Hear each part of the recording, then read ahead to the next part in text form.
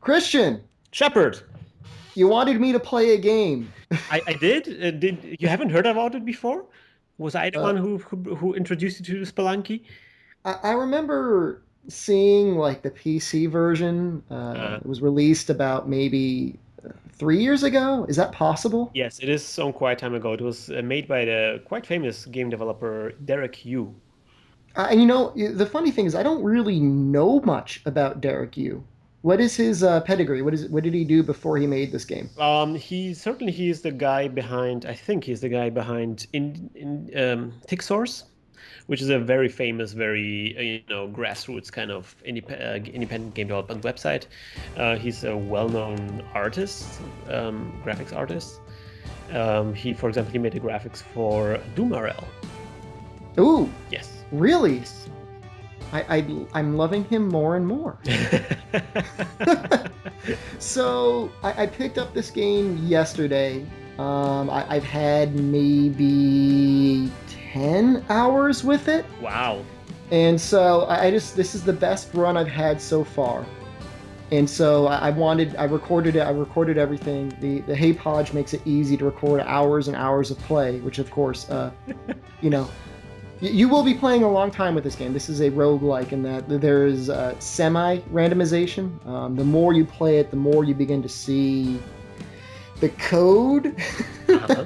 the code behind it, like almost a Matrix style, and that certainly helps you as you play it more and more. So let's get to the actual gameplay of me going through the menus and starting it up. Okay, so are you ready? Yes.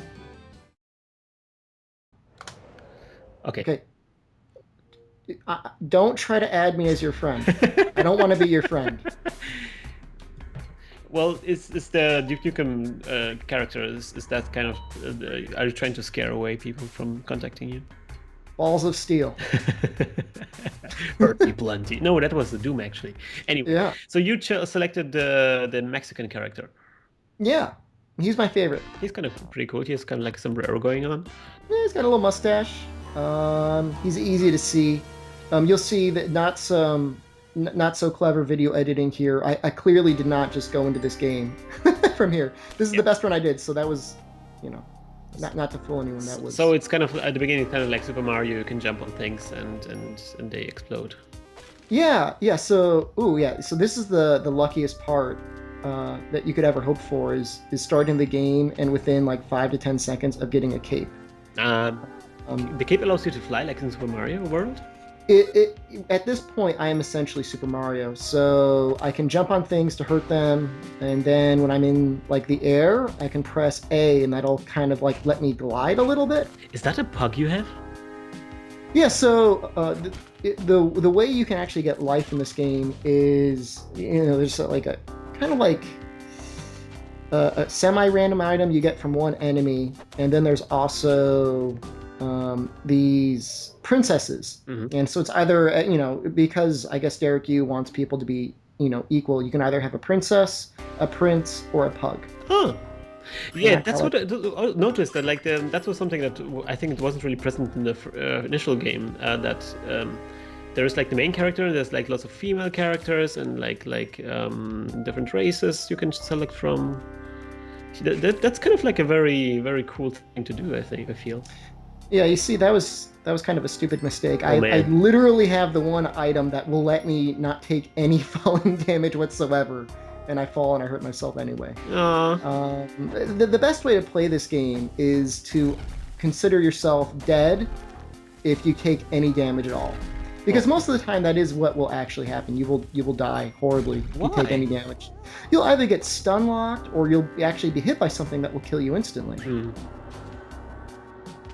So I just sacrificed that pug to the dark god Kali.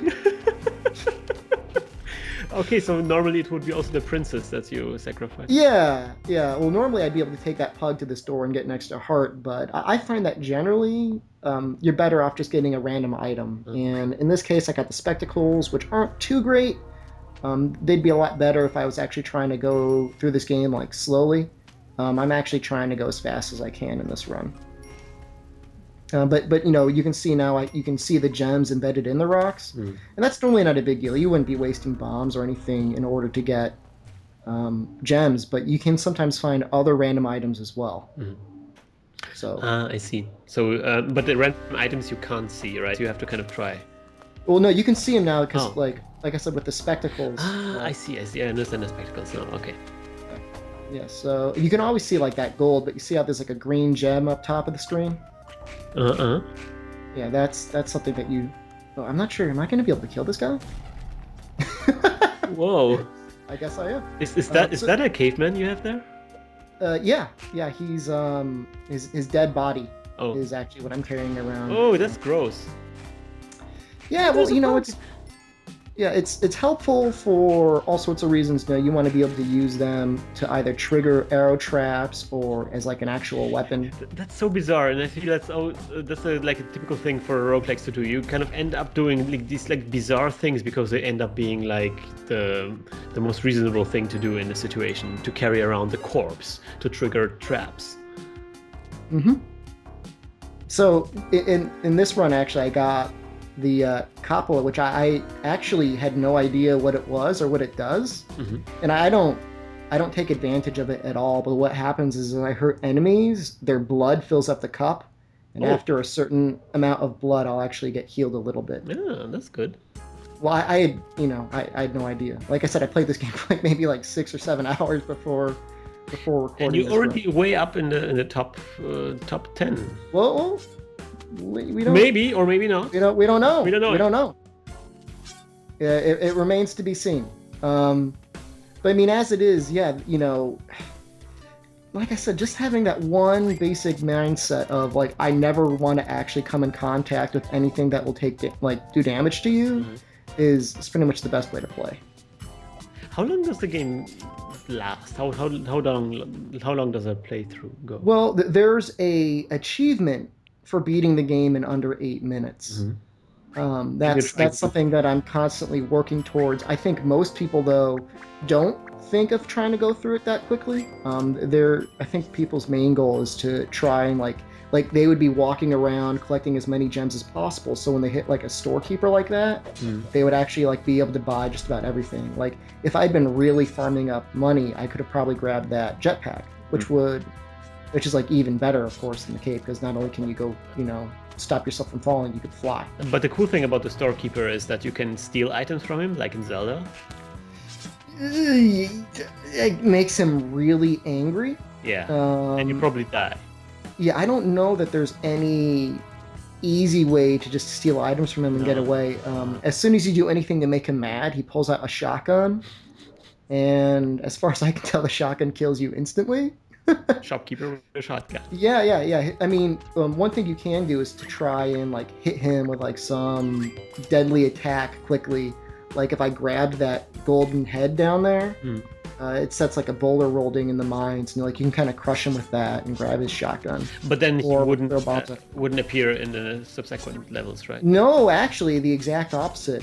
He never goes away. He just keeps showing up at the end of each Oh area wow, with a shotgun, waiting for trying you. to kill you, waiting for you, Wow, he's a persistent guy. and aggressively running after you. Wow, I, that was really close. I I almost would died. expect a puck lover to also come up with you and kind of try to, because you're doing some really hideous stuff with those pucks. On the other hand, pucks are pretty hideous dogs, aren't they? No, they've got really ugly faces. Yeah. I mean, sometimes you can say they're so ugly, they're cute. Uh, I would say they're so ugly they deserve to die. Oops, did I just say that aloud? And of course, just in the game only, not in real life. yeah. Well, if you want to take your aggression out on pugs, this is an excellent game to do so. And, yes. and no real pugs will get hurt. Yes, that's So that's that's what a funny little. You see that just there? The pug spawned in an area where he's just getting stabbed to death repeatedly. Oh wow, that's horrible. Okay, the game is aggressive against pugs anyway, whatever you do.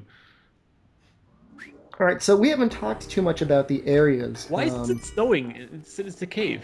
So this is the third main area in the game. The first area is mines, which are pretty basic. You don't find any enemies that do too much damage there. As soon as you get to the third area, the jungle, you start fighting a lot of enemies that can kill you instantly. Mm. There are those red plants that if they bite you, you'll die instantly, as well as these spike traps that will stab you. pretty quickly if you're not careful. You have to kind of bait the trap before you do anything. And then of course this area is there's no bottom to it. Oh wow. And so if you have a way to control yourself from falling too fast, you can actually clear each area really quickly here. So that's now the cave. The cape you picked up really pays off. Oh yeah. If I didn't have the cape, this area would be much more difficult. The mammoth is shooting a laser, a freeze laser. You know what I'm finding? So I find as somebody who never played this version of the game yet, and never really played the previous version anyway for too long. I find it very difficult to read the screen, you know, to understand what all these things are. Yeah, I mean, as far as I understand, the changes between the PC version and the Xbox Live version are actually fairly minor. Really? Yeah, there's the addition of different characters and stuff, but almost all of the core mechanics that you'll remember from the game, I believe, are still there. There's little, minutia type things like shopkeepers have different reactions and things like that. But otherwise, all the same enemies are there, all the same. The basic stuff is there. So I mean, if you've played the PC game to death, well, you probably really enjoyed the game enough that you'd want to play it on Xbox anyways. Yeah, but well, of course I didn't do that. I just played, for a couple of minutes just to understand the general gist. Okay, well, I mean, then this is certainly, right now I guess it's a little expensive. It's was it 1,200 Microsoft Come on, points, it's an indie. They deserve it. Well, I mean, look, I would say it's well worth the price of admission. Yeah. I love the game. I mean, like I said, I've been playing it essentially nonstop for almost 2 days now. Oh wow. Yeah. I know that feeling. I recently have been addicted to Civilization 5 in the same way. Yeah. Oh wow. So you're getting at it. Oh, trying to get into. With this, yeah, you blow up the pug. Yeah, that was my bad. Wait, what is the pug for then? Well, I didn't mean to blow him. I was trying to get him out of the wall, and I killed him. What do you get if you get him to the exit? What happens then? You get 1 extra heart, so you can take 1 more hit. Okay, yeah, that's cool. And so normally those mummies are really hard to kill, but in this case I had sticky bombs, and so I just threw a bomb on his face and blew him up. It's kind of self-explanatory, but generally you would need some pretty heavy firepower to beat him. Otherwise, you just have to run around him. You may have noticed he spit out a whole bunch of locusts, and each one of those locusts does 2 damage, and it stuns you. So usually, if you get hit by one, you die. You'll get hit by all of them. Is that the final boss? Yeah. So I use a specific strategy here that I did not pick up from on my own. It was another YouTube user of whose name I will need to post right at the bottom because I don't have it in front of me. But it's pretty simple. I mean, you just stay right next to him. Like, it almost reminds me kind of like Super Mario Brothers. Remember Bowser and his like little flying Koopa thing? Yeah. Yeah, it was basically the same sort of strategy. Oh wow. He fell into the lava. Yeah. That's pretty cool. Oh, so you can only get into the exit when he died. Right. So what's the general strategy if you don't do it? Can you just hit him with a machete? I don't. How? I don't know. The only way I know to kill him is to get him to drop below into the lava. I once shot him a bunch with a shotgun, and nothing seemed to happen. You made it! Yeah, so... Ding, ding, ding, ding, ding, ding. So what's the time? Let's see it.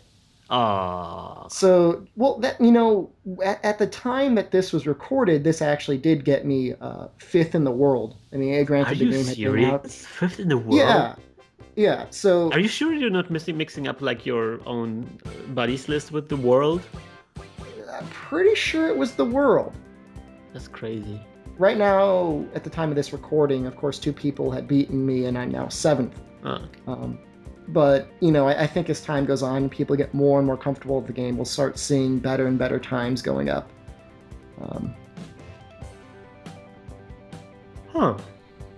So the huge present, the treasure you rescued, this weird smiling, grinning face.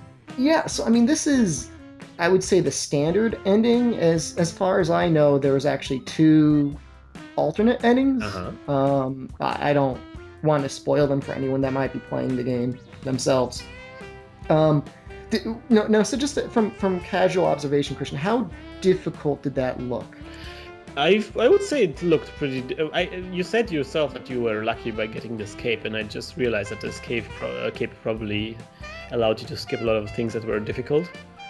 But I know from this game that it's one of those games where the very few times that I played, there are like very simple situations that can turn out to be deadly very quickly.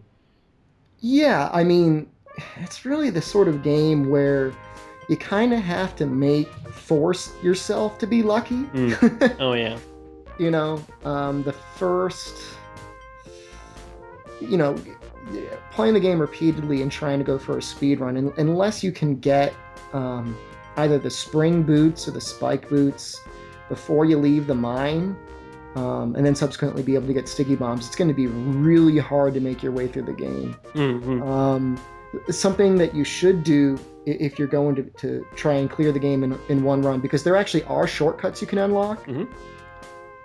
You don't get any sort of achievement for beating the game if you use them, but they're really helpful for practicing those areas. Oh yeah, that makes sense. Like a warp area, like warp zone. Yeah, get yourself to the point where you've gotten all the areas unlocked and you're able to basically get through all of them without, from scratch. So essentially, you're going to be practiced to the point where you can complete any area without any items. And at that rate, you're going to be starting from the mines. You're going to have some good gear. So everything being held equal, you shouldn't have any problem being able to clear the game in one run. And then, of course, just making sure always looking before you jump down things. Okay. Always staying away from man-eating plants because they kill you instantly. And not underestimating the little enemies, because an extra 1 damage here, an extra 2 damage here will actually get you, will get you killed. Yeah. You'll even notice a couple times, I got down to 1 life at one point. Yeah. Oh wow. Yeah. Yeah. Well, I haven't paid too much attention to your life, but it probably was closer than it looked. Yeah. So that's it for Spelunky. I guess we'll be playing it. I guess in the immediate future and trying to get a co-op game. Oh yeah, that would be great. I'm really looking forward to the game. I think it looks amazing, and I really like the idea of like randomly generated stuff. I think there's a good point of experimenting more with this kind of generated content, and I really like what I really like about the game. It kind of feels very like physical, like when you hop on things, there are particles exploding and bones shattering, stuff like that. I really love that. Yeah, well, there's special co-op techniques. One player can be holding onto like a shotgun, and the other player can have like a cape or a jetpack. And you could essentially become like a moving mobile turret. Okay, that's something I really want to try.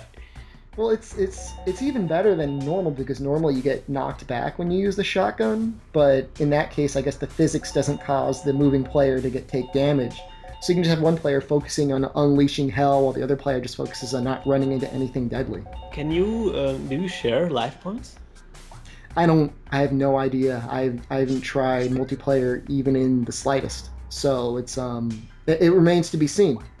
We should try it. Okay, we will. We should definitely try it. It looks amazing, and I have to congratulate you for being 5th in the world. That's pretty amazing. Yeah.